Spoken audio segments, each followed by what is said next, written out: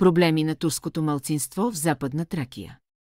Съгласно споразуменията, по които Турция и Гърция са страни, турското население в Западна Тракия и гръцкото православно население в Истанбул, Гьокчеада и Бузджада са изключени от задължителния обмен между двете страни.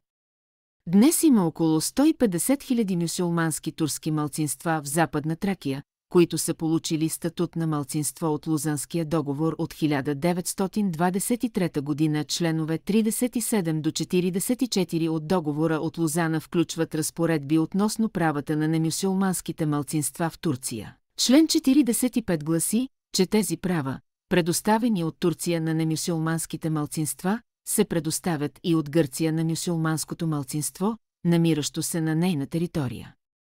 Географски Западна Тракия обхваща провинциите Родопи, Искиче, Ксанти и Емерич Еврос.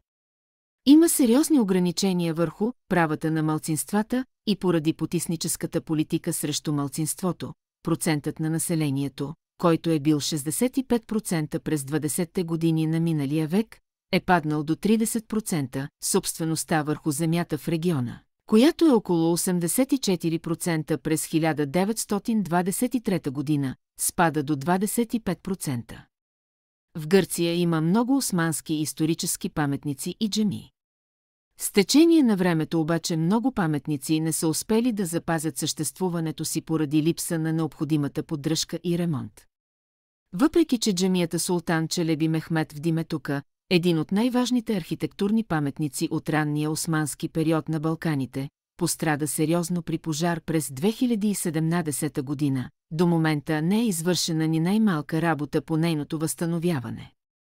Проблемите на турското малцинство в Западна Тракия се състоят от многостранни правни проблеми като непризнаване на етническата идентичност, неразрешение за откриване на двуезични малцинствени детски градини, закриване и обединяване на малцинствени училища, неадекватност на малцинствените училища и неразрешение за откриване на нови малцинствени училища, нужда от квалифицирани учители в училищата на малцинствата, неспазване на автономията на малцинството да управлява и контролира училищата.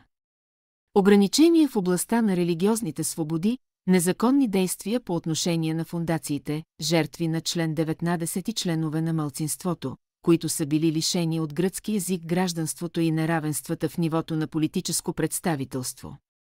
Задължение на всички нас е да предадем на световното обществено мнение незаконността, преживяна от турското малцинство в Западна Тракия, и да гарантираме, че те ще получат законните си права на законова основа, без да предизвикват омраза и негодование. Нормализирането на отношенията между Турция и Гърция се състои в определянето, че международните норми са необходими и задължителни и за тази турска малцинствена група, разположена в центъра на Европа.